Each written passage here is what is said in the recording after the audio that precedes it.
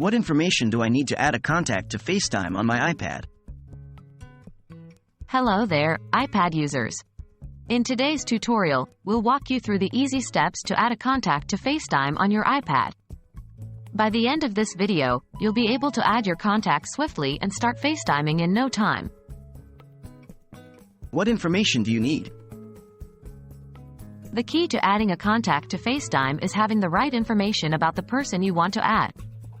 You'll need one of three things: their phone number, their email address, or their Apple ID. Make sure you have one of these details handy before you start the process. How to access FaceTime in Contacts. To begin, you'll need to know how to navigate to the FaceTime app and access your contacts. 1.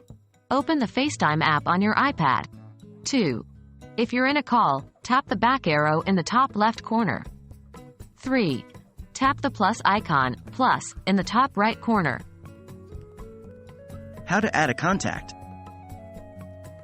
Once you've opened FaceTime and accessed the contacts, follow these steps. 1. In the To field, enter the contact's phone number, email, or Apple ID. 2. If the person is in your existing contacts, their name will autofill as you type. 3. If they aren't in your contacts, you can enter the details manually. 4.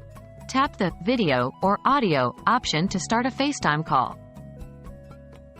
How to save the contact. If you wish to save this contact for future calls, you should add them to your Contacts app. 1. Open the Contacts app on your iPad. 2. Tap the plus icon, plus, at the top right of the screen. 3. Enter the contact's information: name, phone number, email, etc. 4. Tap Done to save the contact.